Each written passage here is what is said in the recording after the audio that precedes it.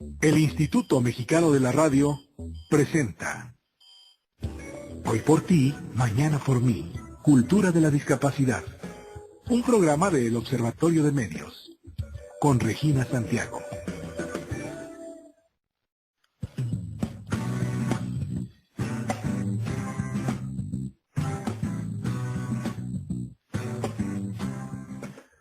Muchas gracias por acompañarnos esta tarde. Les damos la bienvenida a nuestro programa Hoy por ti, mañana por mí. Cultura de la discapacidad. ¿Tienes algún familiar o algún amigo o amiga, algún compañero o compañera de trabajo con discapacidad física o intelectual? ¿Cómo puedes mejorar la convivencia con ellos? Llámanos, cuéntanos su historia. Vamos a pensar juntos en la mejor manera de enfrentar estos retos. Queremos que este sea un sitio de encuentro donde todos podamos aprender a ser mejores humanos, porque de eso se trata la cultura de la discapacidad.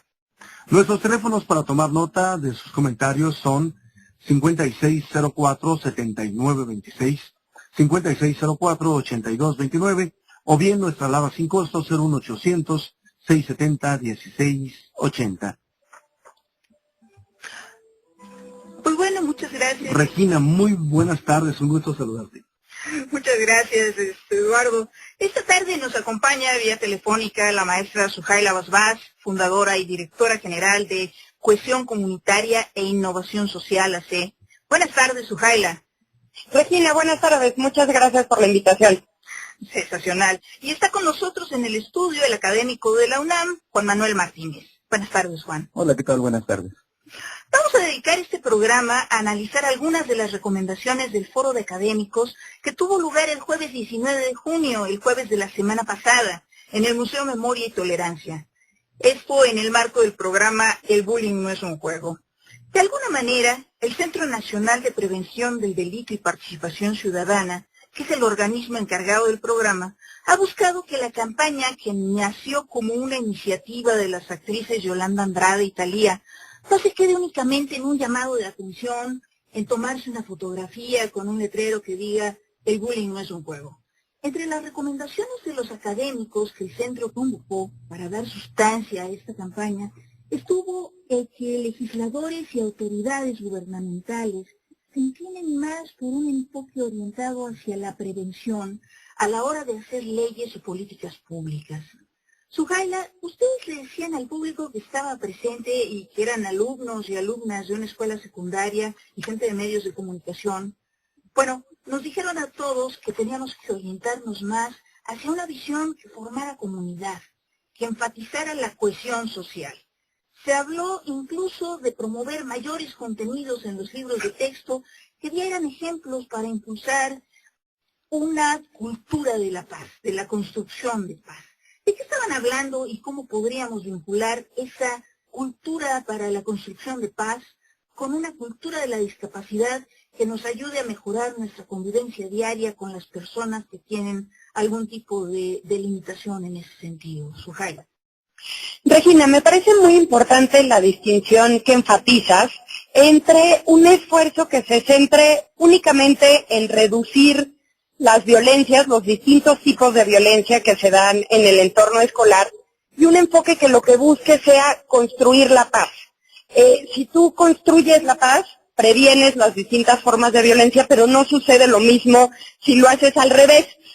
Si tú solo te centras en reducir las violencias, no necesariamente estás construyendo paz. ¿A qué nos referimos con esto? ¿Qué es lo que queremos lograr como especialistas de la mano del Centro Nacional de Prevención del Delito y Participación Ciudadana? Lo que buscamos es fortalecer la cohesión comunitaria, fomentar la convivencia pacífica, que cada quien, cada una de las estudiantes y cada uno de los estudiantes pueda ser quien quiere ser en la vida y que alcance su máximo potencial, tanto dentro como fuera del entorno escolar. Ahora, ¿cómo hacemos esto? Porque parece un objetivo bastante ambicioso. Lo empezamos a deconstruir y lo trabajamos tanto en la parte de capacidades institucionales, o sea, en la forma en la que el director dirige su escuela, o en la que el maestro enseña, o en la que el alumno aprende, ¿no? O sea, una parte tiene que ver con capacidades institucionales y la otra tiene que ver con dinámicas comunitarias que se dan en el entorno escolar, tanto dentro como fuera del plantel educativo. Déjame empezar a deconstruir junto contigo y tu auditorio a qué nos referimos con fortalecer la cohesión comunitaria. Cuando tú fortaleces la cohesión comunitaria en una escuela, cada integrante de la comunidad educativa, no solo los estudiantes, sino también los maestros, los directivos, el personal de intendencia, el personal administrativo, sabe cuáles son sus derechos y también cuáles son sus responsabilidades. ¿Quién tiene que hacerse responsable de que los estudiantes tengan un ambiente seguro, pacífico, igualitario y respetuoso para tomar clases, ¿no? También fortalecer la cohesión comunitaria en la escuela tiene que ver con la interacción significativa, con que las personas puedan compartir qué quieren, qué piensan, qué sienten, y que este intercambio se dé de manera regular. Y a través del intercambio, a través de la interacción, es que empezamos a reconocernos entre nosotros y a reconocernos en los otros, ¿no? A partir de la interacción y de la convivencia pacífica, empezamos a confrontar los prejuicios y los estereotipos, empezamos a dejar de mirarnos en términos de número, ¿no? De mayoría y minoría, y nos empezamos a identificar como integrantes de la comunidad. Y eso es muy importante para las personas que tienen alguna dificultad o limitación. Cada uno de nosotros y cada una de nosotras somos distintas en algún sentido e iguales en dignidad y en derechos. Eso, y es importante que veamos... Es importante, Suhaila, que podamos empatizarlo, que podamos aterrizarlo también. A ver, Juan, tú, aparte de ser académico, etcétera, eres papá. Entonces, creo que desde papá de un chico de ¿cuántos años tiene? El pequeño tiene 11 años. Bueno, eso es importante. Desde tu perspectiva, Juan, a ver, ¿qué le preguntarías a Suhaila respecto a estos planteamientos que nos está haciendo respecto a cómo interiorizar esta cultura de la paz? Sí, aquí, bueno, algo importante de lo que mencionabas era la parte de, hay que realizar un trabajo escolar, pero también hay que realizar un trabajo fuera de las escuelas. Aquí lo importante es cómo convencer a los padres de que todos tenemos una participación en este tipo de labores para generar esta cultura de paz. ¿Cómo hacer para que todos podamos entender como padres de familia en la importancia de un proyecto como estos? Gracias, Juan Manuel, por la pregunta, porque es muy importante precisamente pensar en términos de comunidad educativa, ¿no? No solo señalar a las y los estudiantes, por ejemplo, sino pensar en que las violencias se construyen de manera social y se pueden resolver también colectivamente. Entonces, hay que involucrar a las mamás y a los papás en procesos de sensibilización, en dinámicas, pero como toda forma de participación ciudadana, tiene que ser muy clara. O sea, tenemos que transmitirle de una manera muy sencilla a las mamás y a los papás en qué van a participar, cuándo van a participar, para qué y cuáles son los resultados. Muchas veces cuando uno está en escuela se escucha que la directora o el director dice que a los padres de familia no les importa lo que les pasa a sus hijos. Yo no creo que ese sea el caso, ¿no? Si a la mamá o al papá no le importara lo que pasa con sus hijos, no estaría trabajando para poder tener un ingreso y darle mejores oportunidades de vida. Yo creo que hay que ser como muy cuidadosos en el momento en el que convocamos a las mamás y a los papás, por ejemplo, en términos de horarios. Si yo cito a una asamblea a las 11 de la mañana y el 80% de mis padres y madres de familia trabaja, pues solo va a venir probablemente el 20% restante, ¿no? Y eso no significa que al 80% que no llegó no le importan sus hijos. Significa que yo no supe planear mi proceso de participación. Entonces, yo creo que por un lado hay que ser como muy estratégicos en la participación de las madres y padres y también pensar que estos son procesos. No basta una plática a las mamás o a los papás para que sepan cuáles son los distintos tipos de violencia y que sabiéndolo entonces van a poder prevenir esas formas de violencia. Estos son procesos. Lo que necesitamos es cambiar la dinámica que se da dentro y fuera del plantel educativo. Pero esto es muy importante y creo que lo tenía claro el Centro Nacional de Prevención cuando nos convocó. Vamos a incidir en las escuelas, vamos a acompañar a los centros educativos, no solo porque nos importa lo que sucede en el...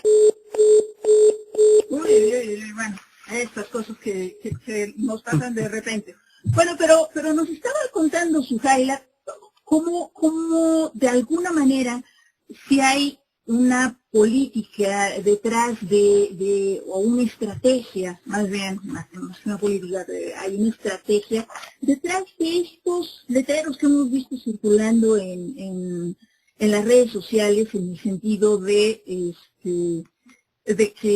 que nos tomamos una foto, los famosos se toman una foto diciendo el bullying no es un juego.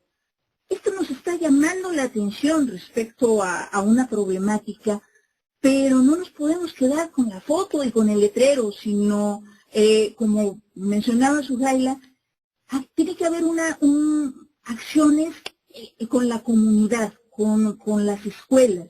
Entonces, creo que ya recuperamos la comunicación con Suhaila. Estaba yo planteando, Suhaila, que detrás de la fotografía del bullying no es un juego, también hay estrategias en donde lo que se está buscando es, por ejemplo, que haya una intervención en las escuelas, en donde los padres, los maestros, los alumnos reciban recursos para reparar la escuela, pero que no les reparen la escuela, sino que se genere una experiencia en donde todos ellos juntos trabajen por su escuela.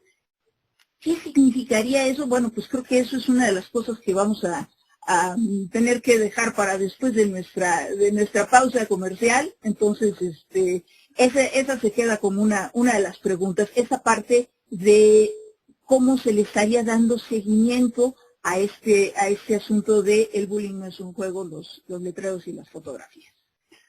Vamos a ir al corte y les recuerdo, amigos y amigas, que los teléfonos en cabina están a sus órdenes.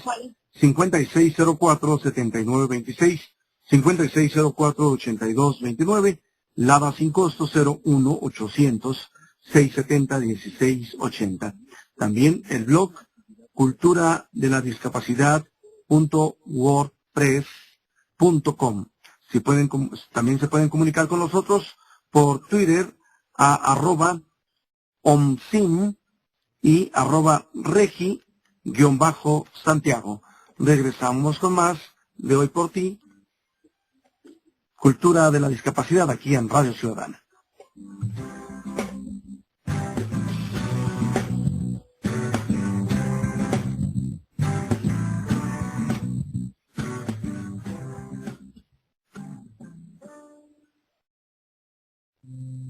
Visita nuestro blog culturadeladiscapacidad.wordpress.com. Estás escuchando Hoy por Ti, Mañana por Mí, Cultura de la Discapacidad. Continuamos. XEDTM, Radio Ciudadana, 660 AM, Instituto Mexicano de la Radio, IMER. Hay un número que puede ayudar a combatir el delito. 088. Guarda. 088, recuérdalo. 088, descárgalo. 088, márcalo. 088, apréndetelo. Tu denuncia es anónima. Llama al 088 desde cualquier parte del país. Denuncia. Sí funciona. Juntos contra el delito. Secretaría de Gobernación. 12 de junio, Día Mundial contra el Trabajo Infantil. De acuerdo con el Instituto Nacional de Estadística y Geografía, INEGI, 3 millones de niños y niñas de entre 5 y 17 años en México tienen alguna actividad laboral. Imaginemos 6 veces el foro de conciertos más grande de la Ciudad de México. 168,000 es el número de niñas y niños que trabajan en minas, ríos, lagos, en el mar, en pisos elevados, andamios, en la calle, cruceros, avenidas, espacios públicos, en basureros, en bares, cantinas o centros nocturnos. 122,000 niños y niñas requirieron atención médica debido a alguna enfermedad o accidente de trabajo al desempeñarse en lugares con actividades inapropiadas. El artículo 32 de la Convención sobre los Derechos del Niño habla sobre estar protegido contra la explotación económica, contra el desempeño de cualquier trabajo que pueda ser peligroso, entorpecer su educación, que sea nocivo para su salud o para su desarrollo físico, mental, espiritual, moral o social. Étnica IAP es una organización de la sociedad civil con 25 años en la promoción y defensa de los derechos humanos de niños y niñas con actividades económicas en las calles. Queremos que el trabajo no determine negativamente sus vidas. Radio Ciudadana. Estás escuchando Hoy por ti, mañana por mí. Cultura de la discapacidad. Regresamos. Escríbenos en Twitter, @OMSI y @Regi_Santiago.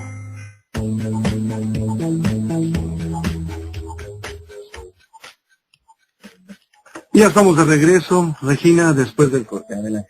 Muchísimas gracias. Estamos conversando con la maestra Sujaila Basbás y con el académico Juan Manuel Martínez sobre el tema de la cultura de la discapacidad y la cultura de construcción de paz. Entonces, Sujaila, pues te habíamos dejado en el corte pensando en la respuesta. ¿Qué nos puedes decir justamente de esta parte de las experiencias que se están buscando en el programa para lograr la convivencia de los niños, que fue una de las partes también que se trataron durante el foro en el museo?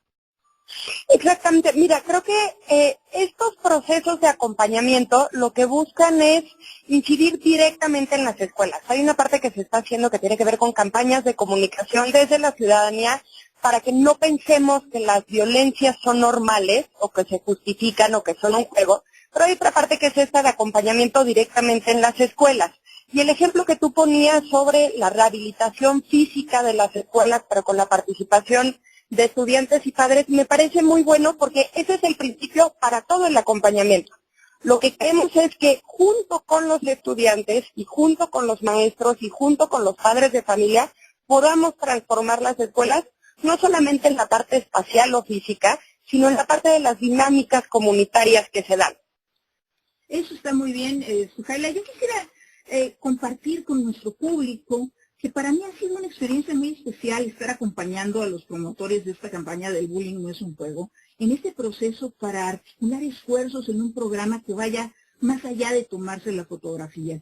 Ayer escribí unas reflexiones para la página de Facebook porque me tocó platicar con una profesora de kinder y con su hija de 10 años, y esa plática me hizo interiorizar lo que es verdaderamente vivir, aterrizar en la convivencia diaria, lo que los académicos de México y de otras partes del mundo estudian y promueven como cultura de paz.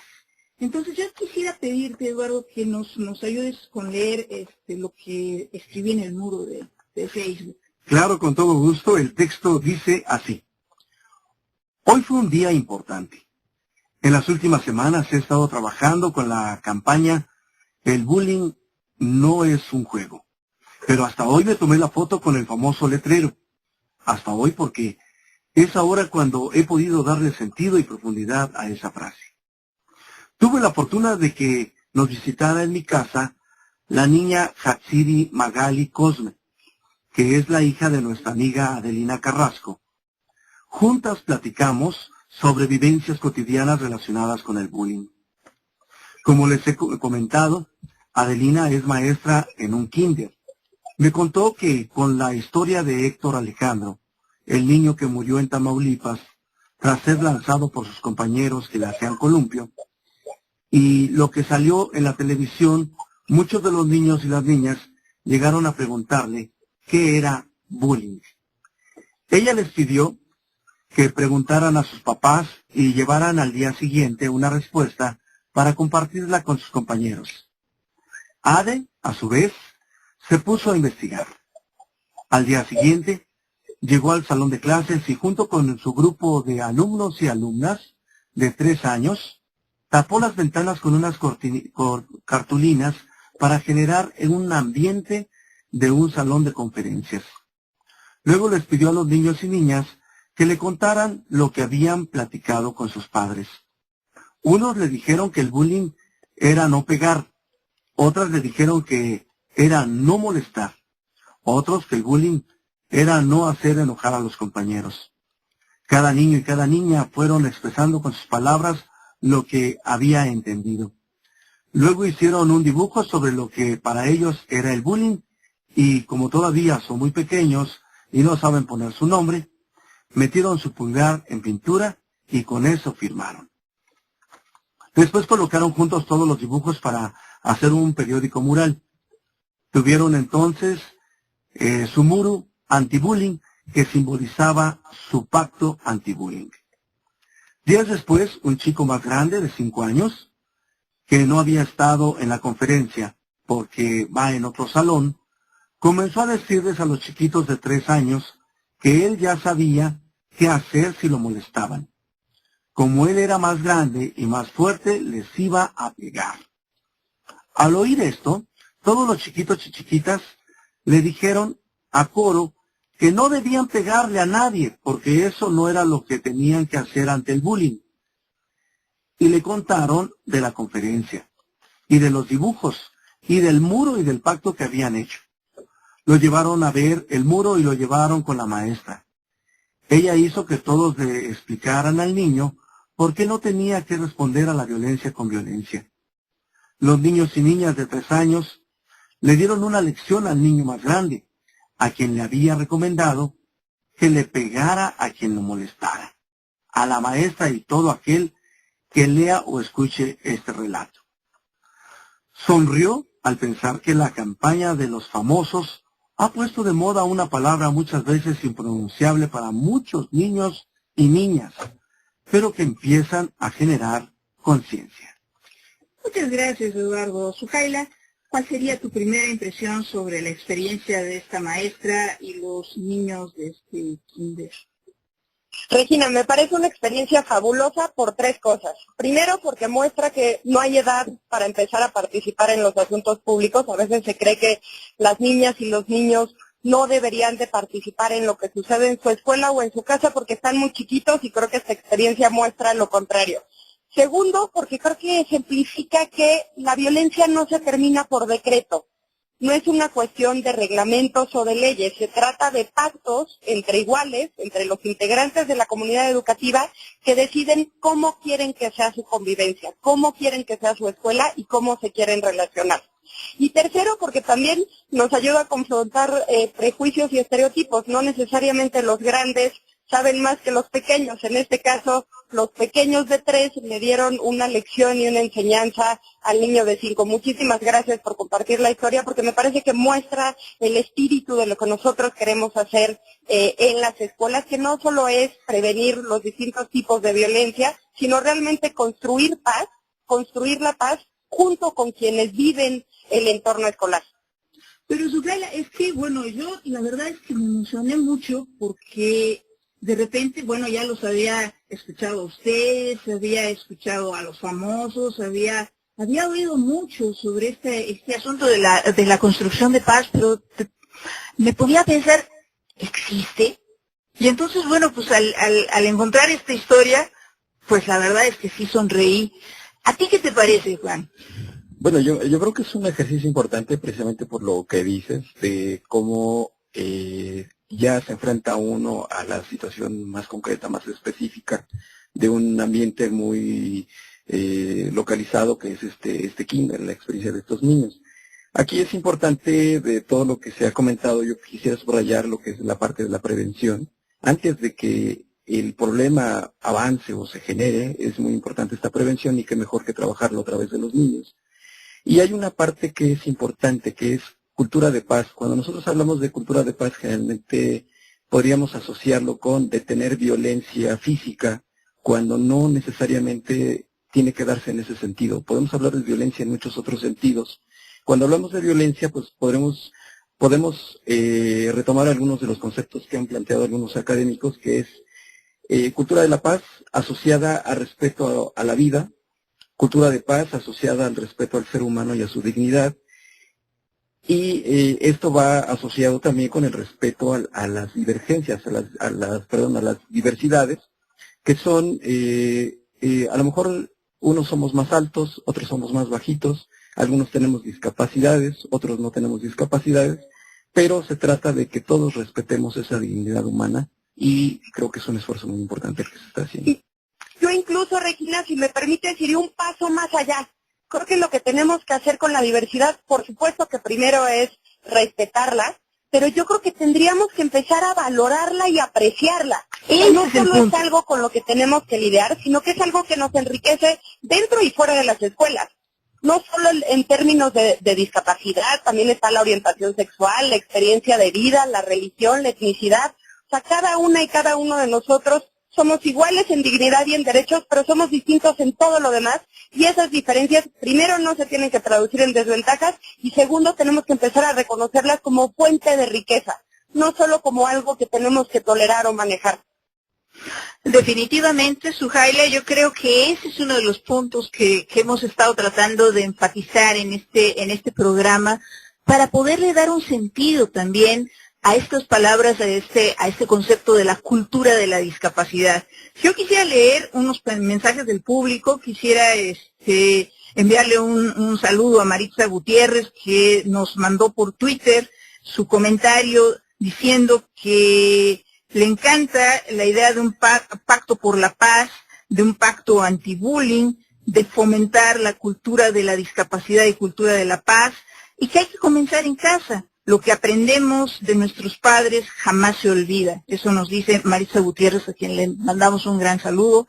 Y bueno, también tenemos una llamada de Salvador Guzmán, que está en Tlalpan, y que nos pregunta dónde podría conseguir información para evitar el bullying, como folletos o libros que le pudiéramos recomendar. Yo quisiera decirle a Salvador que, bueno, nosotros en el sitio de Cultura de la Discapacidad tenemos varias cosas respecto a bullying para personas con discapacidad, pero tú, Suhaila, ¿qué le recomendarías a Salvador en términos de algo que pudiera leer también contra el bullying y más bien en favor de la cultura de la paz? Bueno, está la página de www.basta.mx, en donde están pasando información, hay cortos cinematográficos sobre distintos tipos de violencia y cómo prevenirla. La SEP también abrió una sección informativa sobre acoso escolar, entonces yo creo que esas serían las primeras paradas, y también estar monitoreando si tiene acceso a las redes sociales, en Facebook, en Twitter, se van a estar socializando contenidos desde una lógica preventiva, con perspectiva de derechos humanos, y que nos ayuden no solo a prevenir violencia, sino a fortalecer la cohesión comunitaria en las escuelas. Entonces tenemos que seguir Basta MX. Y bueno, para seguirte a ti, Suhaila, ahí en Twitter. Muchas gracias, Regina. Suhaila, Suhayla, y luego C de casa, I, S. Suhaila, C6S. Me encuentran en Twitter y en Facebook también, y nuestra página es www.cohesioncomunitaria.org. Esto es todo por hoy. Gracias por acompañarnos. Gracias a los académicos Suhaila Basbás y Juan Manuel Martínez, pero también gracias a la profesora Adelina Carrasco y a sus niños y niñas de kinder por darnos una lección de convivencia sin violencia. Hoy me voy con una sonrisa, deseando que en unos minutos más México le meta muchos goles a Brasil. Ustedes también recuerden que una sonrisa puede ayudar a cambiar muchas historias. Sonrían y pásenlo bien. Hasta la vista. Y los invitamos a que revisen nuestro blog OMSIM, Cultura de la Discapacidad, donde encontrarán información y también tendrán acceso a las grabaciones de estos programas por si se los perdieron o por si quieren volverlos a escuchar. Ahí también pueden dejar los comentarios, sugerencias y sus solicitudes para participar. Agradezco la participación en los controles técnicos de Manuel Compatitla Alcázar. En la producción, Carolina Valle. Regina, es todo por hoy. Muchas gracias. Muy buena tarde. Buenas tardes. Hasta luego.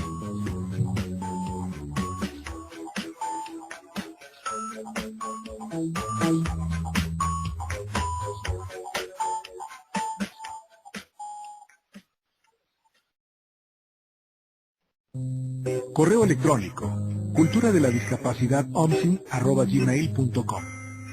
Hoy por ti, mañana por mí. Cultura de la discapacidad. Esto fue una producción del Instituto Mexicano de la Radio en colaboración del Observatorio de Medios, OMSI. IMER, Radio Pública a su servicio.